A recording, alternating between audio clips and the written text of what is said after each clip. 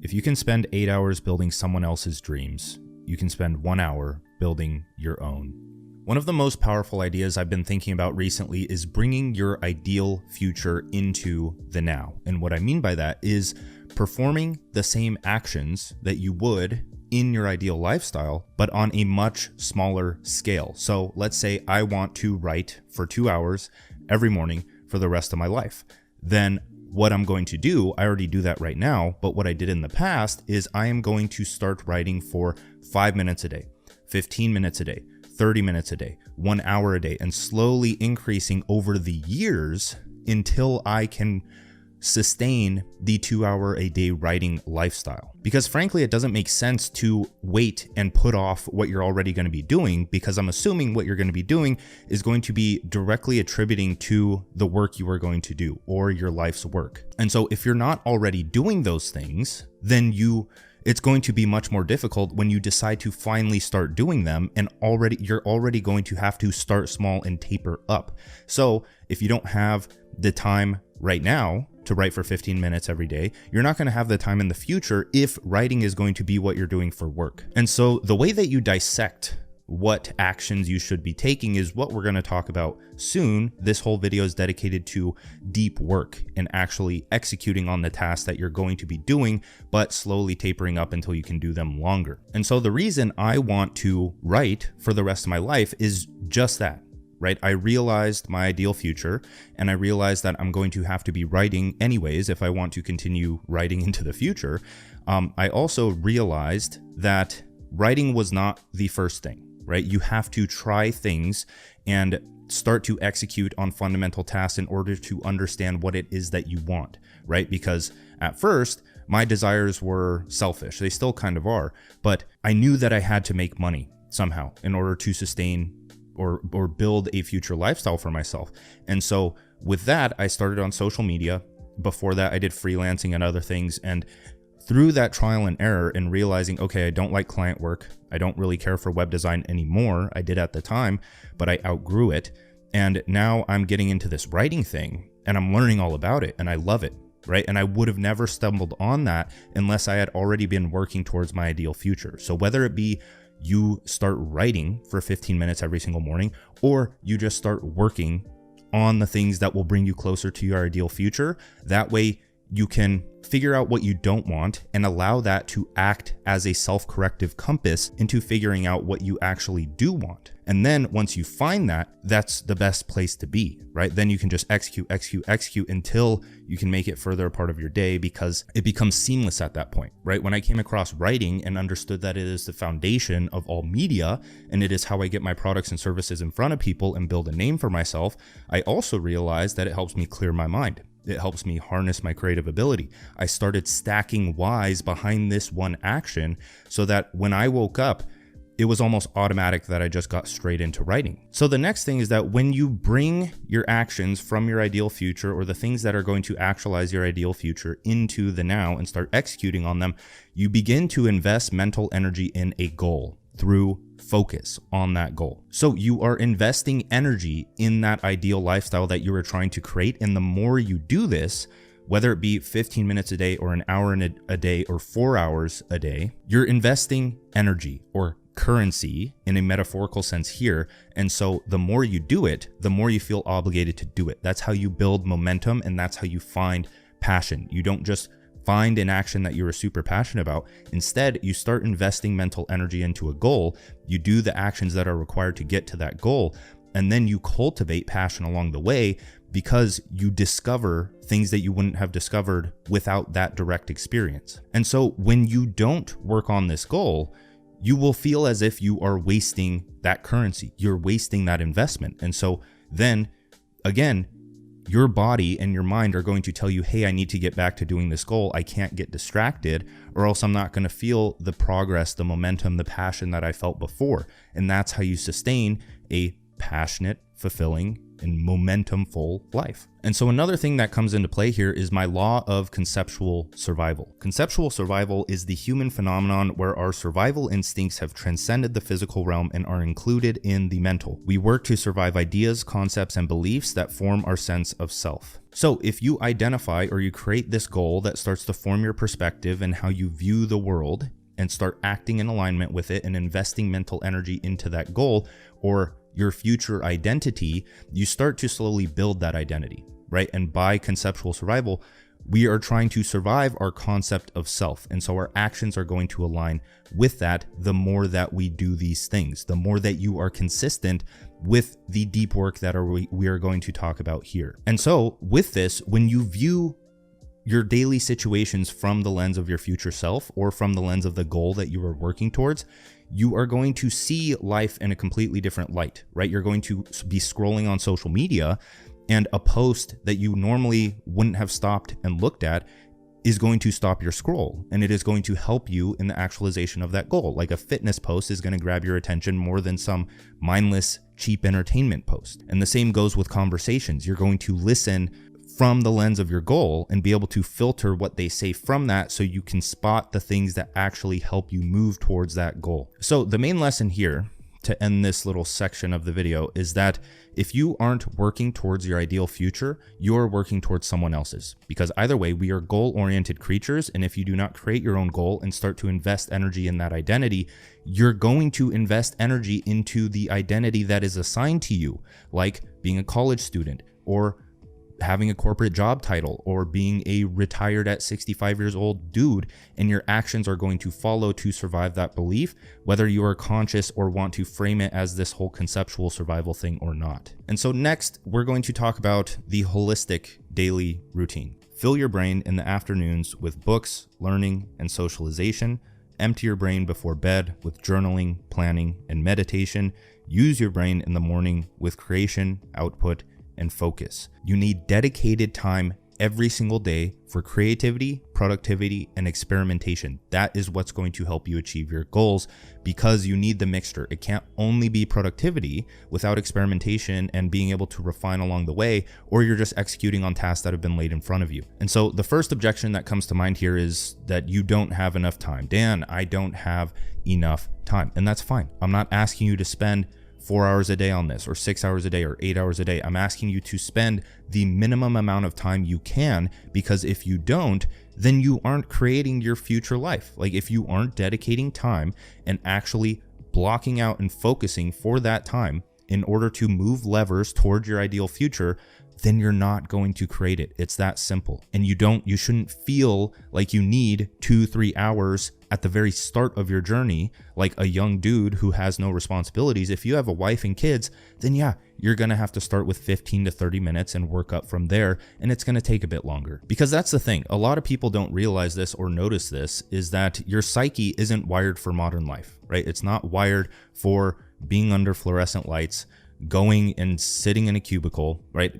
Think of it like a monkey in a cubicle. I know you're not a monkey, but a monkey would suffer in a cubicle because its psyche is not wired for that. We need to hunt. And in this age, what I mean by hunting is novel dopamine sources or meaningful dopamine sources or importance, something new in your life, discoveries, creativity. That's what hunting is being able to find something new, take it, create something with it. And that feels so good. And so many people don't have that benefit in their life. So if modern life has become normal to you, the repetitive NPC automaton lifestyle, do you know what an automaton is? Like a little robotic doll thing. That's what most people are. If this modern life becomes normal to you, you are by definition trapped in the matrix, which is a metaphorical term for you are just enslaved and a slave to routine. And many of you are familiar with how I structure my days, so I will keep this brief. You need 3 activities to pursue your goals full force. One that fills your mind. You need education, ideas, and novel resources you can apply towards your goals.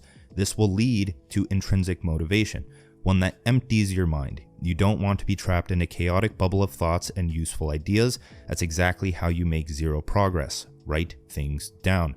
And one that uses your mind. You need a vessel to focus your efforts with your ideas and the clarity to execute build your future. So this video is going to be focused on that last point, using your mind with deep work. Now, I've talked about that entire process before in my previous video, the 3-step productivity framework. It's about the fill, empty, use framework. So check that out if you're interested. Who you are, what you think, feel, and do, what you love is the sum of what you focus on.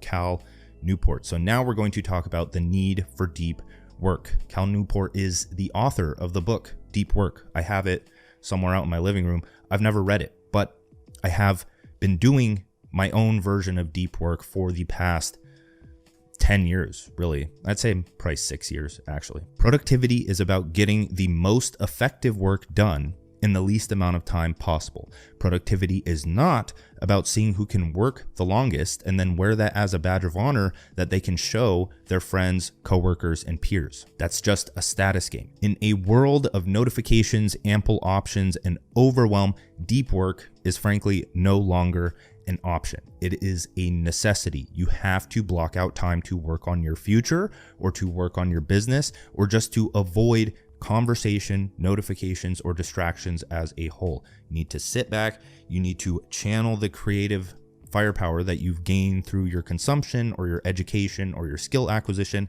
and you need to focus that into a vessel, aka a business, to reap the benefits from that business in the form of money, connections, and just resources in general, and then be able to have that as currency that you can trade up towards a better life for yourself. Deep work is how you build out your dreams in record time. So now we're going to talk about the priority ladder. And with the priority ladder, you can drastically change your life in 6 months with 1 hour a day of focused work.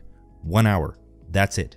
Do not think that you need anything more than 1 hour, one meaningful project, one day at a time. So with the priority ladder, it's just that. It's a priority ladder where there's priority 1, 2, 3, and 4, and they are all not only decreasing in challenge, but also increasing in the amount of distraction potential that there is, right? So priority 1 is just absolute laser focused on building out your vision through a project. And then priority 4 is something like maintenance tasks where you are responding to emails, responding to messages, and doing other things like that, where you are more open to actually potentially being distracted because there's nothing after that, right? There's no creative work that you have to do. So we will start with priority 1. Now, priority 1, this pretty much built my entire life, right? For as long as I can remember, even into my younger years, I always had one project that I was working on pretty close to first thing in the morning. Now it's always first thing in the morning. Like right now I'm writing my book because that is a new project, right? It is not something that I have to consistently work on right now. Like it's not something that I have to maintain or update always. It's something new. And so that's what the first priority should be, right? So if you have not built anything and you only have 1 hour a day to spare, this is the 1 hour time block that you use. This is where you're focusing your efforts on the levers that are going to lead to creating your vision for the future. And then once that is done, so for beginners, it's probably going to be something like starting a social media brand, learning how to write with my 2-hour writer or digital economics course. And then as you break through the perception threshold that we talked about in a previous video, where it's very difficult at the beginning, but slowly becomes more pleasurable with time, where it's going to be difficult and your mind is going to perceive it as more difficult than it's going to be. And that perceived difficulty is going to increase until you hit that breakthrough, right? And then you're able to systemize things, and then it just flows a lot smoother, and then you can fit so much more into that hour, right? Your first hour of focused work isn't going to be that focused. You have to stick it out and refine your system with time. And then once you start seeing results from that first hour of work, then you move that into the second priority time block so you can start working on something new, right? So then when we move into priority 2, that's where your lever moving tasks go. So in this case, for me, it's like replying on social media or creating content, mostly creating content, because that's like how I feed my system, right? And it's creative work. It's something that I do not want to outsource. And then what people before, when you move that up to the second priority, you're going to start something new. in priority 1, because that is what's going to keep meaningful dopamine flowing, and that is what's going to maintain momentum along this path until you systemize that, and then you bump it up another priority, right? So for the next thing that most people should do after starting a social media brand, and once they start seeing results with that and it becomes a lot more efficient for them to keep up with that, then you're going to start building a service or a product so that you can monetize. And then once that's done, you move that up and start reaching out to people, but then you can start building out a funnel or something else. And then all of these things slowly like build on each other over time. The third time block is also for lever moving tasks or creative tasks or meaningful tasks, right? So the things that you don't want to outsource. I will never outsource my writing. At least I hope I won't. Maybe I will. But in terms of like just writing in my day, I'm not going to outsource it as a whole. The third time block is just to continue keeping the momentum going on whatever you're building.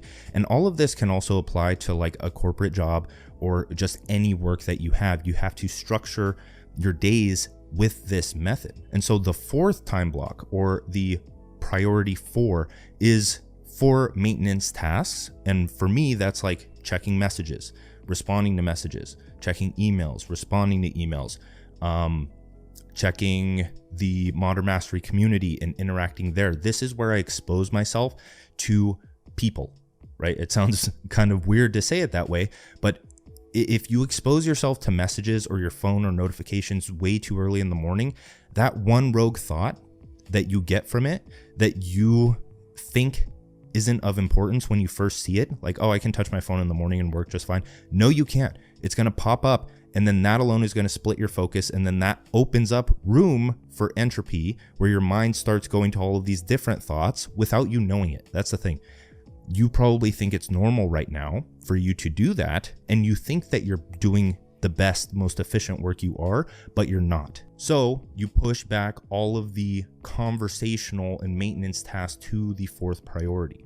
And now with all of these, I like to structure these anywhere from 45 to 90 minutes long time blocks for priority 1, 2, 3, and 4 each. And then in between, I'll take a break, I'll make breakfast, I'll make lunch, I'll go on a 30 to 40 minute walk and listen to something in my ears, usually closer to the last ones.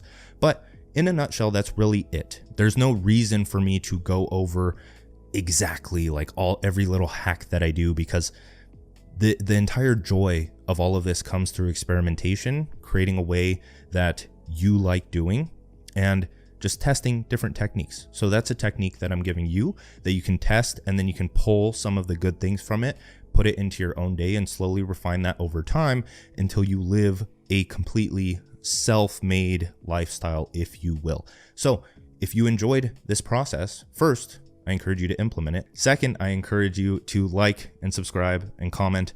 Comment if anything stuck out to you or what you're going to implement, because I'm curious to hear which parts stuck out the most there. And then third, check out the products, 2-Hour Writer, Digital Economics, Modern Mastery community that you can join for $5. Links in the description, along with some other free my power planner, which also helps with productivity, and then some other cool resources down there. So check those out. And with that, have a great rest of your day. Peace.